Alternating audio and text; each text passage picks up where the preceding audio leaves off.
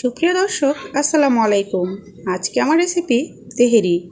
তেহেরিটি আমি কিভাবে রান্না করলাম চলুন দেখে নিই। তো আমি এখানে তেহেরির জন্য 2 কেজি গরুর মাংস এবং 1 কেজি পোলার চাউল নিয়েছি।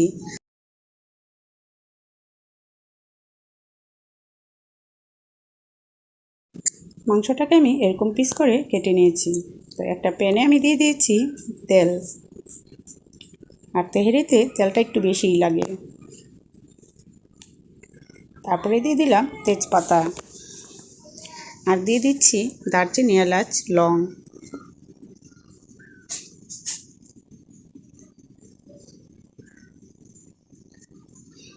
এবার দিয়ে দিলাম পেঁয়াজ কুচি।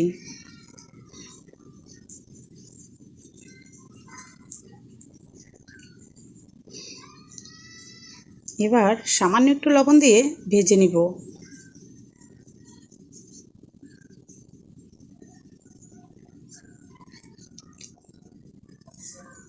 তো ভিউয়ার্স, পেঁয়াজটা কিন্তু বেরেস্তার রং ধারণ করেছে। তো এখন আমি দিয়ে দিচ্ছি আদা রসুন বাটা। 1 কেজি চাউলের জন্য আমি 2 টেবিল চামচ করে আদা রসুন বাটা ব্যবহার করেছি।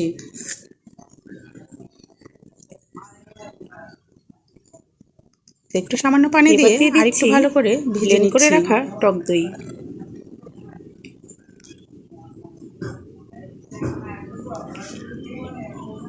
তারপরে দিয়ে দিলাম এখানে জিরের পাউডার।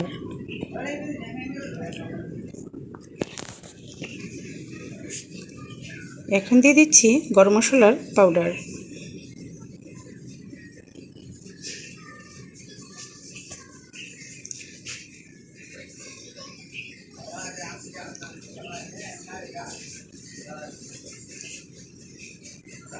তারপরে দিয়ে দিলাম কাঁচামরিচ। এবার একটু পানি দিয়ে তারপরে মশলাটাকে ভেজে নিচ্ছি। এবার দিয়ে দিচ্ছি জায়ফল, জায়ত্রী এবং স্টার মশলা আর শাহি এলাচ বাটা।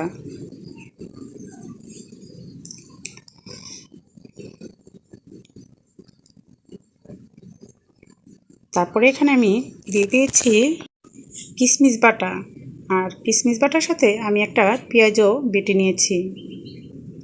এবার দিয়ে দিচ্ছি আমি মিষ্টি দই। টক দইয়ের সাথে মিষ্টি দইটা দিলে আপনার চিনিটা অতটা ব্যবহার করতে হয় না, আর টেস্টটাও কিন্তু তেহেরির অনেক গুণ বেড়ে যায়।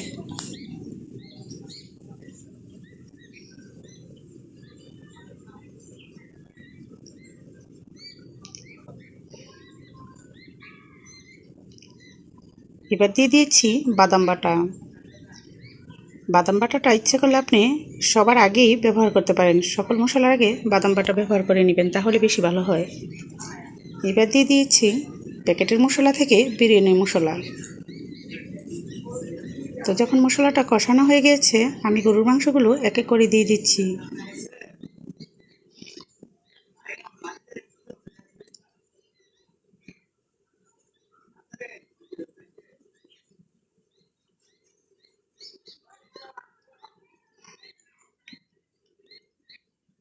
তো ভালো করে নেড়ে চেড়ে তারপরে আমি ঢেকে দিব।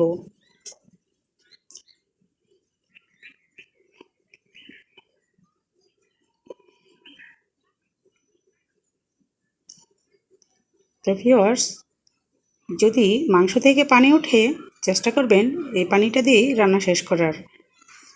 এখানে আমি একটু কেওড়ার জল দিয়ে দিয়েছি, আর দিয়ে দিয়েছি সামান্য ঘি।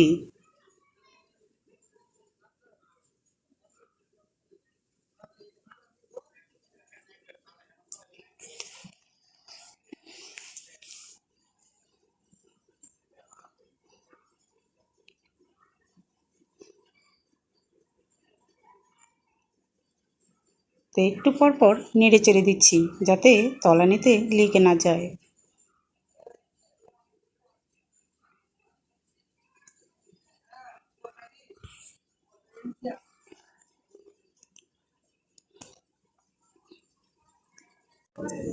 তো এখন দিয়ে দিচ্ছি আলু বোখারা।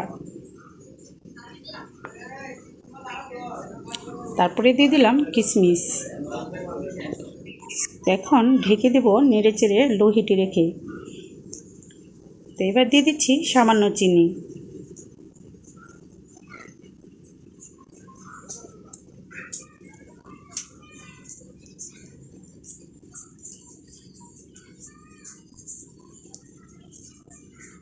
ভিউয়ার্স, আমার মাংসটা কিন্তু প্রায় হয়ে গিয়েছে।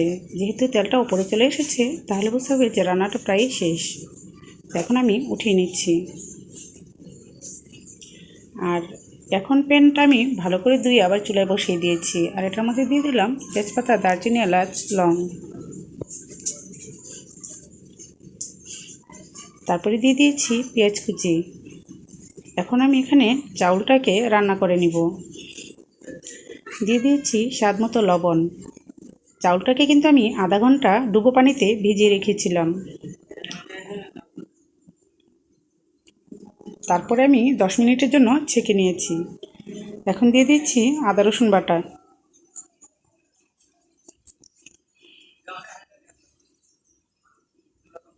তারপর যখন আদা রসুন বাটাটা ভাজা হয়ে গিয়েছে, আমি 1 কেজি চাউলের জন্য 1.5 কেজি পানি দিয়ে দিচ্ছি এখানে।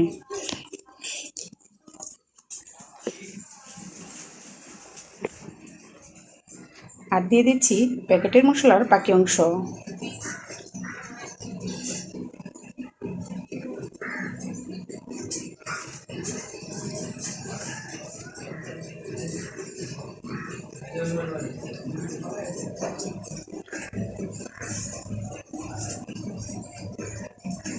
আর দিয়ে দিচ্ছি কেওড়ার জল।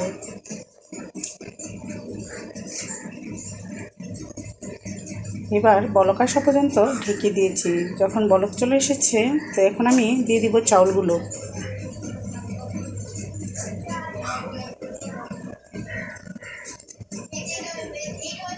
চাউলটা দিয়ে তার উপরে কিন্তু আমি মাংসগুলো দিয়ে দিচ্ছি।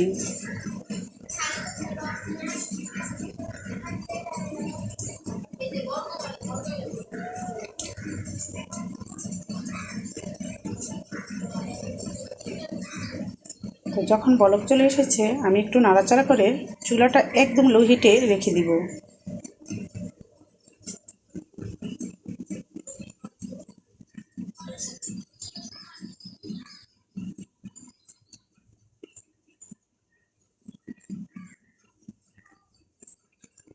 তো ভিউয়ার্স, এভাবে লো হিটে রেখে মাঝে মাঝে একটু নেড়ে দিতে হবে আলতো হাতে।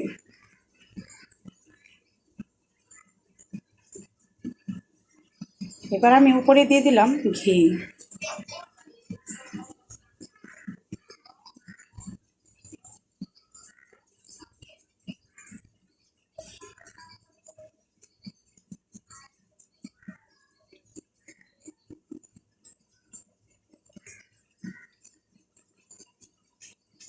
তো ভিউয়ার্স, দেখুন হয়ে গেল আমার দারুণ স্বাদের তেহেরি।